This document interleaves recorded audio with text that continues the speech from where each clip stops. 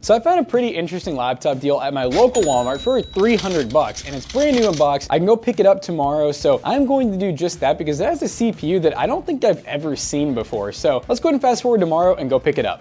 Hey Matt, are you building a gaming PC in 2026? Yeah, even though PC parts are very expensive right now, you can actually save a lot of money on your Windows activation to get good price to performance. How? Isn't it like $200 for Windows? Not with today's video sponsor, GVGMall. They're our go-to option when activating Windows on any gaming PC. Oh duh, GVGMall. You just use the link in the description down below, pick your version of Windows, and then add it to the cart. Be sure to use our exclusive discount code TB20 to save 25% off your Windows license purchase, which will get your cost down to $26. So once you purchase your key, the code is then digitally sent to you, and then all you have to do is go into your settings, find the activation settings, and then copy and paste your Windows key, and then boom, it's activated. So big thanks again to GVGMall for sponsoring today's video. Now let's dive back into it, shall we? All right guys, we are heading to WALLY World, and right now it's very trafficy, very busy. Wish me luck. Hopefully everything goes well and we can get in and get out to get this $300 laptop.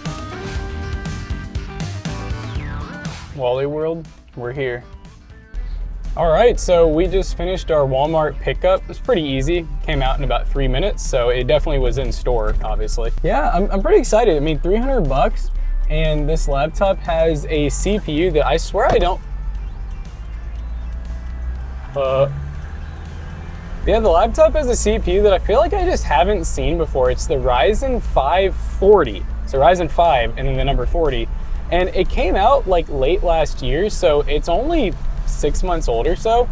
And I think it's a 4-core, 8-thread. It has Radeon 610M graphics. Supposedly, it says it has some of that new type of eMMC storage. I think, what is it, UF something? And it's weird because the box says Gen 3 512 gig on it. 8 gigs of DDR5 SODIMM RAM, probably soldered, but I'm not really sure. I mean, pretty crazy for 300 bucks, I think. So we'll have to see when we get back.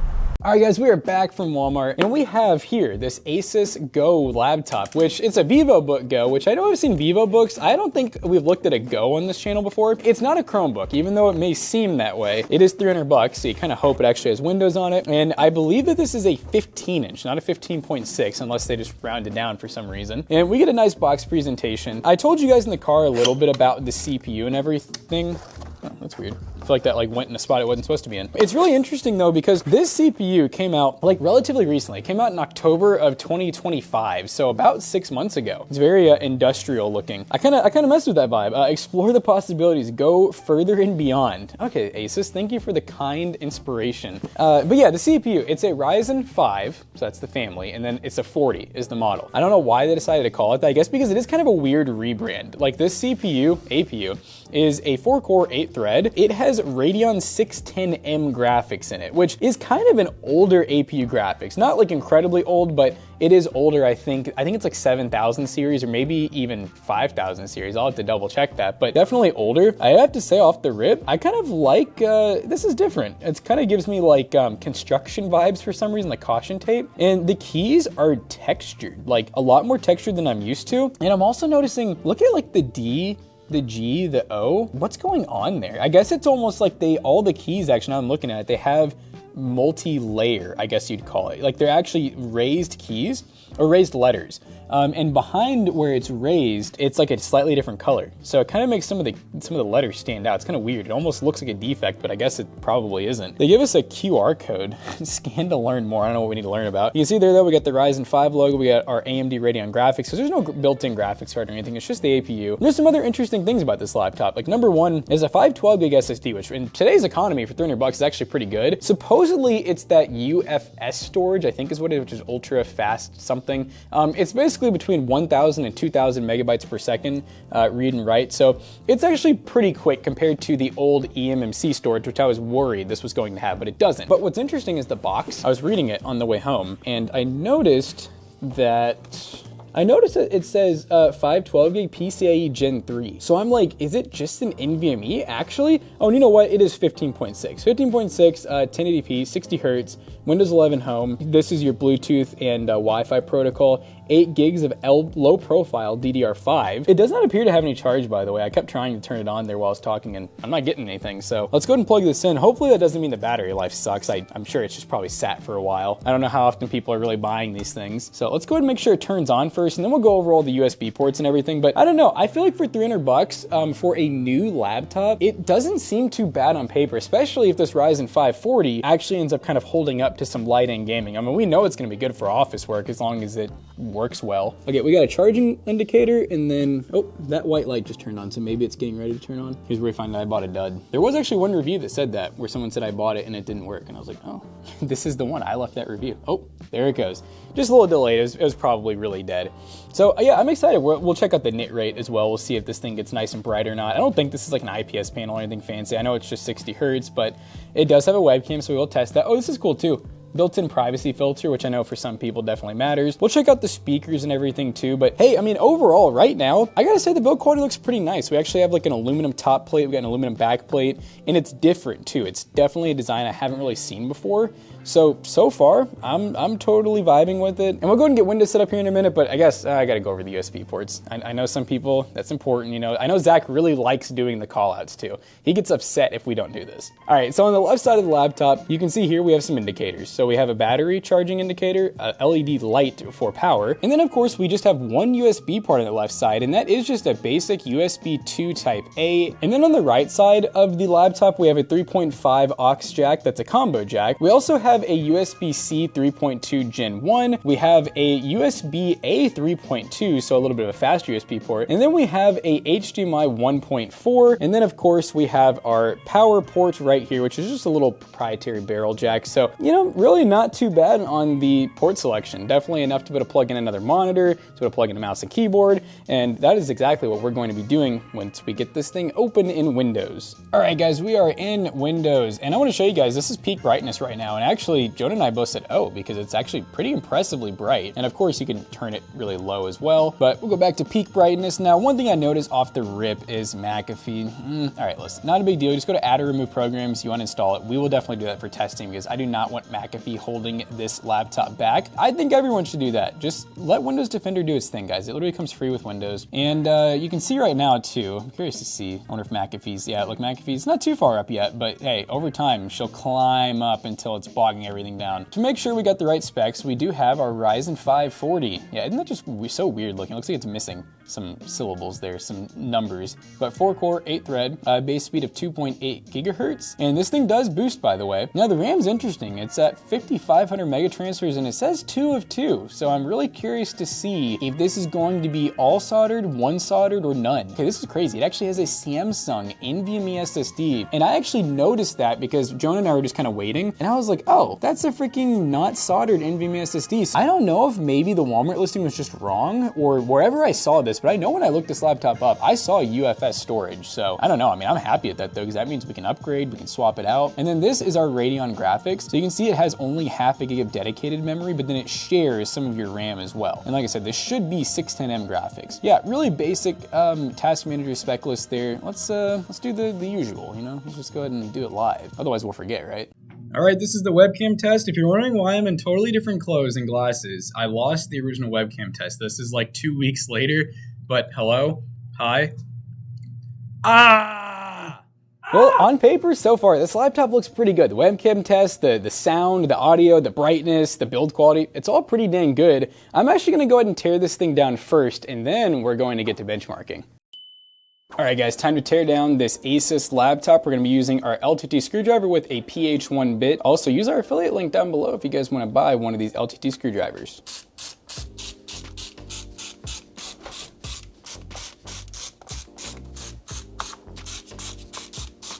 Okay, that should be all of the visible screws removed. Let's see if we have any hidden ones. All right, let's see what we can get in here. So far, so good. I do have to say, you do definitely need to use like at the least like a credit card or something. It definitely is not just like a easy little pop off. I will say we got a lot of resistance towards the back here, so I want to be really careful just in case there's something I'm missing. Got one side off there. Oh, you're not just gonna be simple. There we go. And ta-da! We have revealed the inside of the laptop. Now, the inside of the shell, nothing really crazy at all. I mean, we got like a little fan area here you can see, and that coincides with this single fan with our copper heat pipe that goes to our APU there.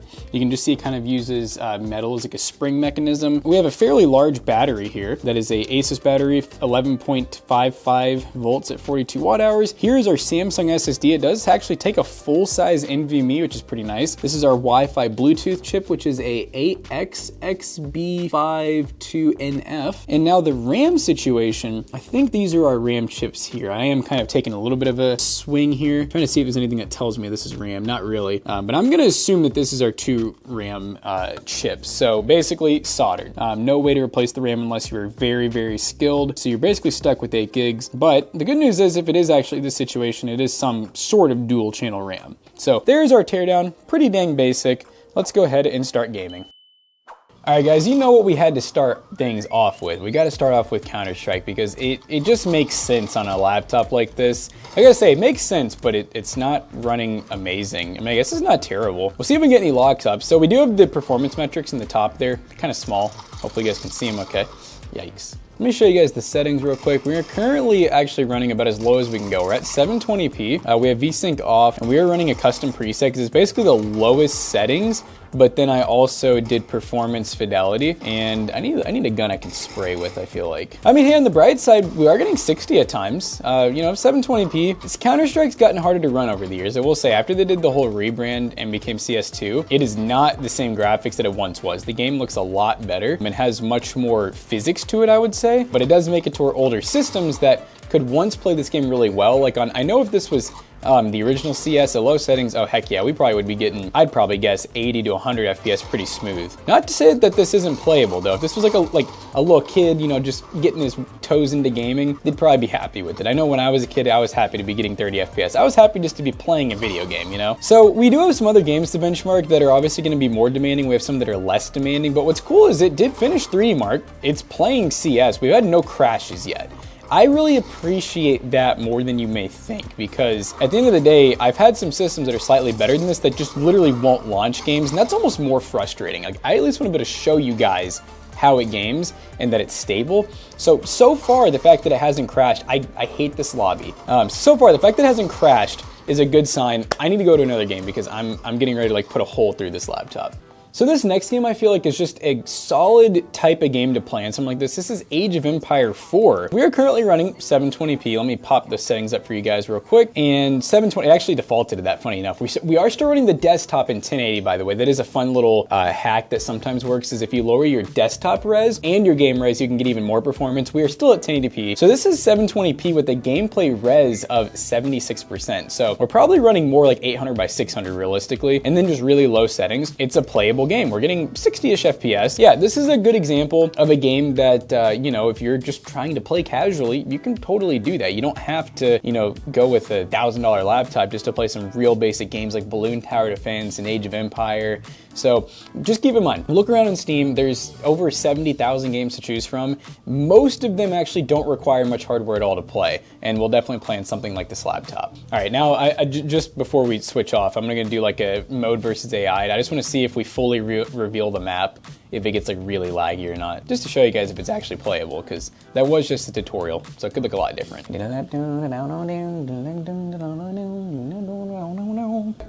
Hey, I can explore around. No major lag, even if I'm you know, checking out this guy's stuff. Obviously with some battle, we might get a little less FPS, but yeah, super solid. Let's go to another game. All right, this is probably gonna go horrible. We're gonna try Apex Legends. This is definitely the highest end game that we're gonna try on this laptop. It's one of those games like I wouldn't recommend trying to play that. I mean, realistically for Apex, I definitely recommend having an actual graphics card. I mean, if you're looking at a laptop, I'd say at least $500 if you're looking new to be able to actually play this game like for real. You know, I probably wouldn't have hit the shots even if the PC wasn't laggy. But we're getting 31 FPS. Now let me show you guys the settings real quick once I die here, if these guys think they can kill me. Oh, yep. So currently we're running 720p. we are max FOV, and we are basically running like the lowest settings we can. Once again, desktop is still in 1080p. We probably could get a little more performance if we lowered that, but I don't really think most people will do that, because obviously whenever you're not gaming, you really want that good quality. Where'd that guy just go? He done disappeared. Oh my gosh, someone's sniping at me across the map. It is cool though that this game is technically like an esports AAA title, and we're playing it, albeit it's not good. I definitely wouldn't recommend playing this competitively, but if you wanted to dip your toes and just say you've played Apex, this crappy laptop can't, that guy just never stopped shooting. This crappy laptop can't stop us from getting kills. Ugh. Oh, I'm shocked. I'm ulting him. I didn't even get it off. That's fine. All right, Apex Legends, not great, not good for these kind of games. Oh, I forgot to get a delay. Yeah, you know what, that's fine. I'll take the penalty. Let's go on to the next game. So we get another game that I think is just designed to run on a laptop like this, and this is Peak. And we are currently, once again, 720p, and we are running pretty much the lowest settings. This is another just good example of a game that will run, good enough on this laptop. It's not competitive, so you really don't need to be getting more than 30 FPS. I will say, it's nice though. So I'm not trying to say that this laptop is all anyone needs. I'm just throwing out there that if you buy this, to get some work done, to have it on the go to bring to coffee shops, you'll be pretty happy with its performance in those tasks. And then, depending on what games you're trying to play, especially if you're just a very casual gamer, heck yeah, this laptop will totally do it if you have your expectations right. Now, one thing I do want to point out that I'm noticing is this laptop, graphics-wise, is very similar to something like a Ryzen 5 7520U, which is a solid little APU. It could have a lot more performance, I think, if we had a little more RAM. So this game is actually kind of an exception. We're only using 6.2 of 7.3, but I've noticed almost every game, the RAM has basically been like maxed out because Windows alone uses like 4-ish gigs just to run. And then you have to think our APU only has half a gig of RAM to work with, so it pulls from our actual system memory. Notice this number up here. 486 megabytes, which is how much the graphics card actually has, but we are using 2.5 gigs. So a lot of the VRAM is being pulled from our actual RAM, which is not as fast as VRAM either, not nearly as fast. So that's one sucky part. I wish this laptop had an upgradable slot, because I would have loved if it just had 8 gigs soldered, and then we could just add even a 4 gig stick to get this thing up to 12 and dual channel would definitely be very ideal for it. Now I do have one more fun game, one more that we just have to try because it's another game that just kind of feels laptop-like, and that is Fortnite, which I don't think is going to run great, but once again, guys, Minecraft, Roblox, games like this, Are We There Yet? Like just any of those like party-esque games that you're not really looking to play competitively, you just want to have fun with your friends, this laptop is capable of doing, and obviously office work, yeah, it's going to be no problem for this thing. All right, guys, we are in our last game, and that is Fortnite. So I did actually, for this one, change the desktop resolution to 720p, which I kind of had to. For some reason, this one was getting upset. It wouldn't let me change the res if the desktop was at 1080p. It just auto was like, nope, only 1080p. This is our first drop-in, by the way. First drop-in, first time loading in the game. You can expect it to possibly get a little bit better as things load in, maybe like after a game or two. Do I think I'm gonna win against this guy? Probably not, but let's just see. The FPS, by the way, is really tiny. It's right up there. I did not want to even think about downloading Afterburner. This thing having to run anything else on the CPU or the RAM just didn't sound like a good time. I will say there's times where it feels like it's gonna be really playable. I'm hoping maybe it smooths out. Oh my, wow, why is there suddenly like 4 people here, dude? Oh, I should probably show you guys the settings. I'm gonna do that after I murk these guys.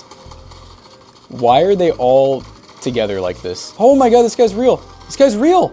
He's so real. Do I have like a revive or something? Why am I just down? Well, I guess I'm re-queuing. All right, let me show you guys the settings while I re-queue. So currently we are running 720p. We're maxed out frame rate at 120. We're on the performance rendering mode. We could go down to performance legacy and maybe get some more FPS. We are on dynamic 3D res, which I didn't even realize is set to 37%. And then our view distance is near. We're on low textures. I might even, just for fun, I'm gonna turn off dynamic 3D res. So we're gonna run native 720p, which could be kind of scary. Let's just see what that does. The game looks a lot better.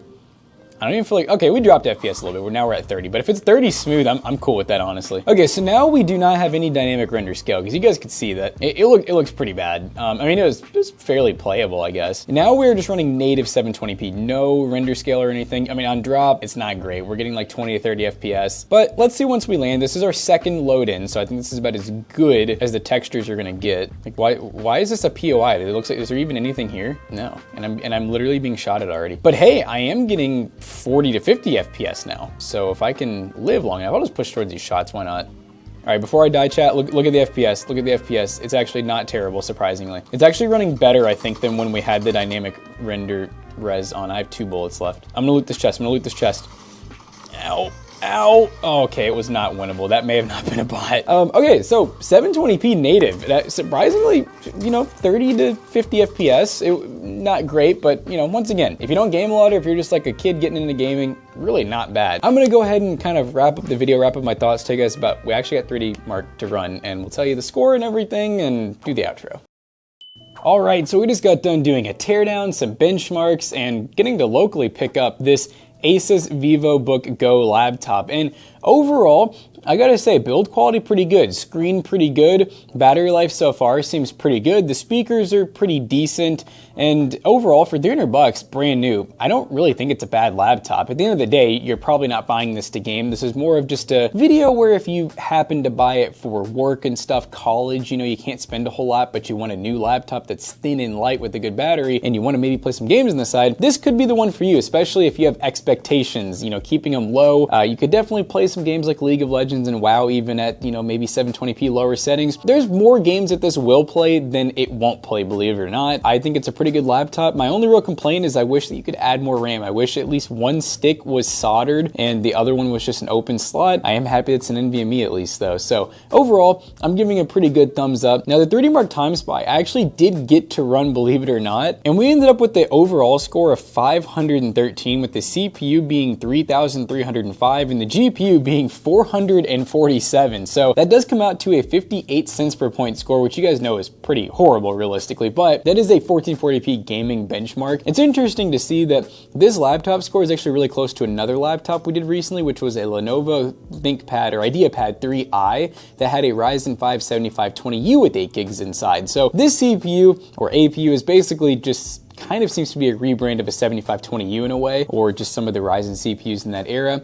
And overall, like I said, 300 bucks, you really can't go wrong with it. But anyways, I hope you guys enjoyed today's video. If you did, make sure you check out our other 2 YouTube channels and also our twitch.tv/toastybros, and do not forget to like, comment, and subscribe. We'll see you guys in the next one. Peace out.